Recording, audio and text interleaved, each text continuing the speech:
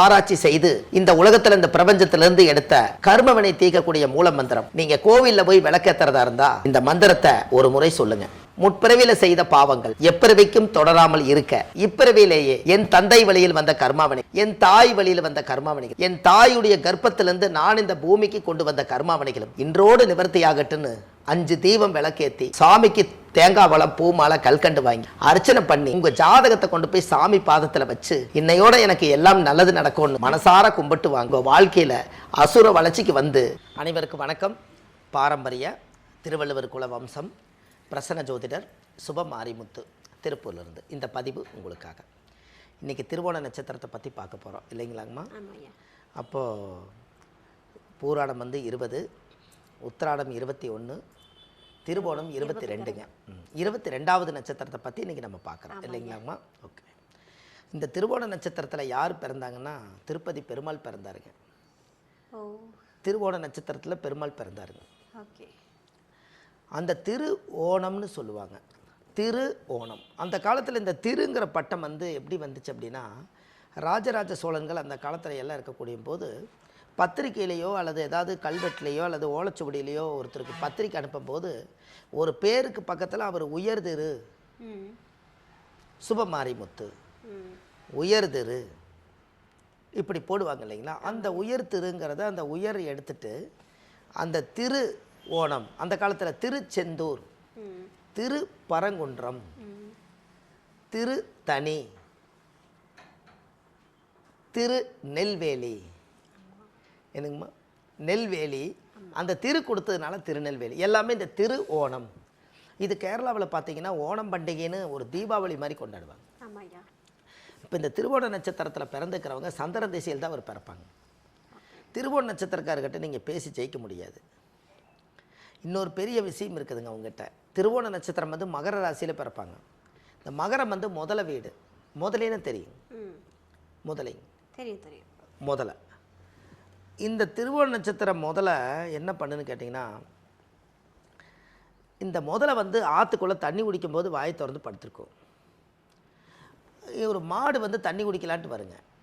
இது பாறாங்கல் மாதிரி இருந்து போட்டு டக்குன்னு எடுத்து குறவலையோட மாட்டி அது தண்ணிக்குள்ளே கொண்டு போய் ஒன்றுக்கு ஒன்று சடப்புடன்னு முறித்து அதை அடித்து திங்கோடு நினச்சிட்டுங்க. வரும்போது அடித்து சாப்பிடக்கூடிய நட்சத்திரம் திருவோணம். கெடுதானுங்கம்மா? அதாவது அதுக்கு வந்து எப்போ அதுக்கு அதுவாக இது தேடி போய் அடிக்க முடியாதுங்களே. ஆண்டவனுடைய படைப்பு எப்படி வச்சுருக்காங்க? இந்த முதல்ல வந்து ரோட்டுக்கு வராதில்லைங்கன்னு, அது தண்ணிக்குள்ளே தான் இருக்கும். அப்போ தண்ணிக்குள்ளே எது வருதோ அதை அடித்து இது சாப்பிட்ரும்.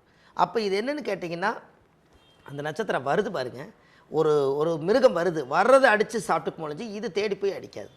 அப்போது திருவோண நட்சத்திரக்காரர் எப்படி பழச்சிக்கோன்னா, யாராவது ஒருத்தர் ஹெல்ப் பண்ண வரேன்னு சொன்னால், ஐயோ ரொம்ப சந்தோஷங்க எனக்கு பண்ணி கொடுங்கன்னு சொல்லிட்டீங்கன்னா அவங்க அப்படியே பெரிய ஆளாக்கிடுவாங்க. அதெல்லாம் என்னங்க எனக்கு திறமை இருக்குதுங்க, நான் சம்பாரிச்சிக்குவேன், நான் பாய்க்குவேன், நீங்கள் போங்க அப்படின்ட்டாருன்னு வைங்களேன், அவ்வளோதான். அந்த வாய்ப்பு காற்றுள்ள போதே தூத்திக்கங்கிறது வந்த வாய்ப்பு போயிருங்க.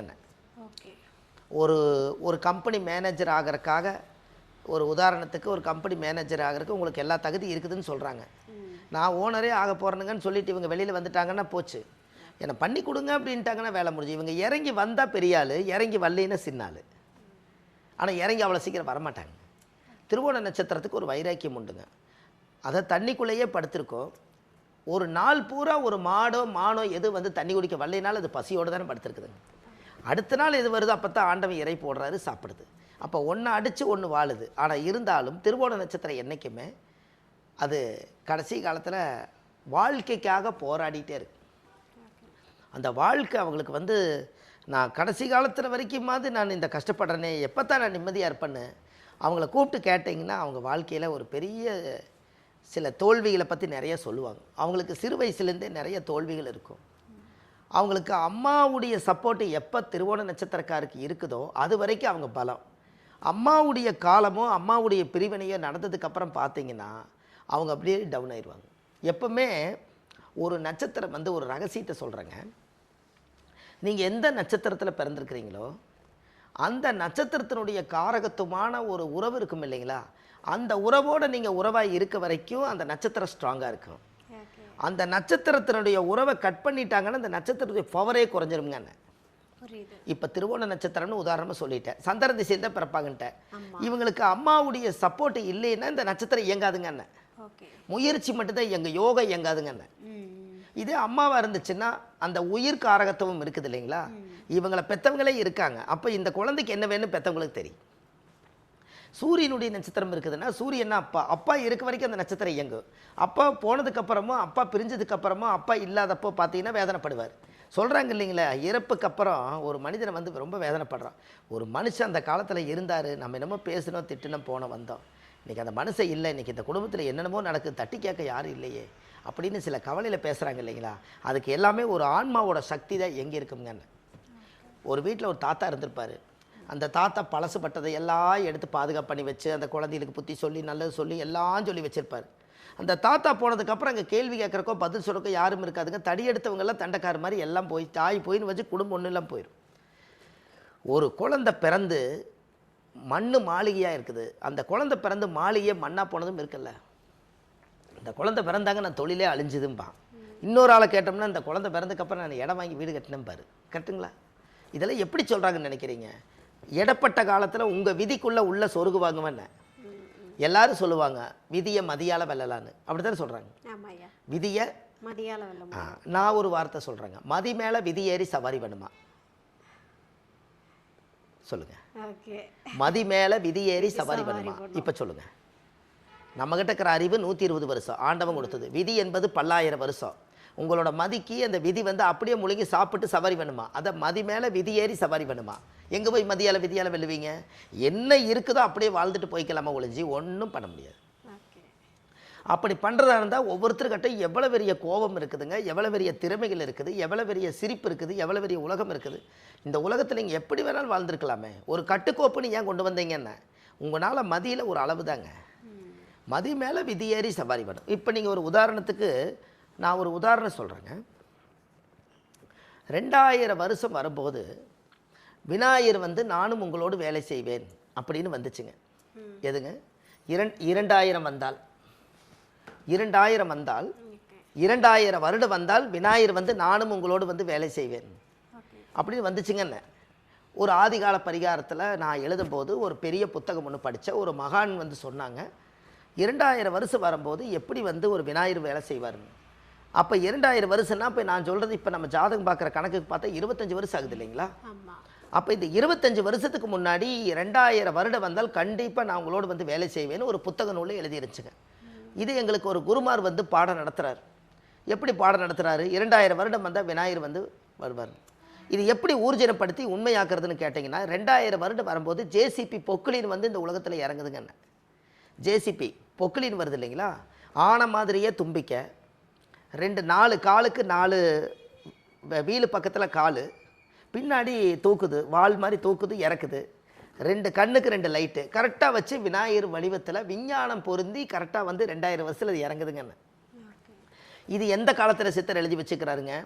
ஒரு காலத்தில் ஒரு 5000 வருஷத்துக்கு முன்னாடி ஓலைச்சுவடியில் எழுதி புதிய நூலாக்கி இது எழுதி வச்சுக்கிறாருங்க. கரெக்டாக 2000 வருஷம் வரும்போது அது விநாயகர் வர்றாரு இல்லைங்கன்னு. அப்போ நம்ம விநாயகர்னா யானை, 100 ஆள் வேலை யானை தூக்கு, அதே மனுஷன் வந்து செய்கிறவே மிஷின் செய்த இல்லைங்களா. அப்போ விஞ்ஞானத்துக்கு தகுந்த மாதிரி நூல்கள், இந்த விஞ்ஞானமும் மாறும். ஆதி காலத்தில் வந்து கிராம வாழ்க்கை வாழ்ந்து விஞ்ஞானம் மாறும்னு எனக்கு எழுதி வச்சுருந்தாங்க. அப்போ அவங்க சித்தர்கள் வந்து 5000 வருஷத்துக்கு அப்புறம் என்ன நடக்க போகுதுன்னு எழுதி வச்சுக்கிறாங்க. அப்போ அந்த விதியெல்லாம் இன்றைக்கி மதி மேலே இவங்க எங்கே போய் மதிய வெல்லுவீங்கன்னு கேட்குறேன்.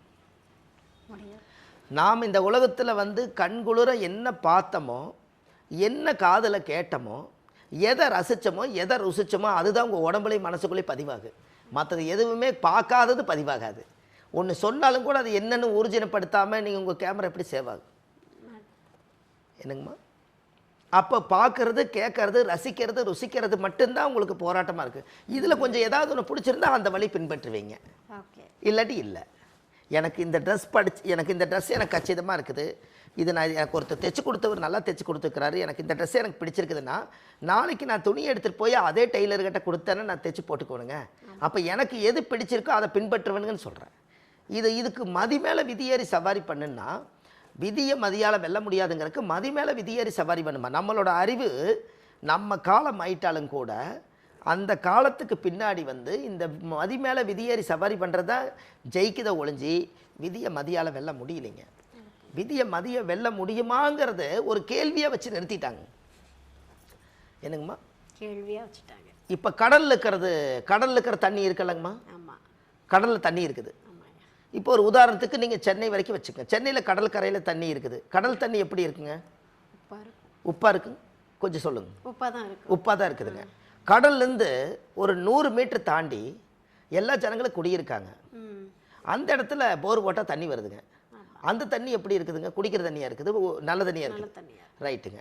100 மீட்டர் தூரத்தில் கடல் தண்ணி உப்பாக இருக்குதுங்க, ஆனால் இங்கே நல்ல தண்ணியாக இருக்குதுங்க.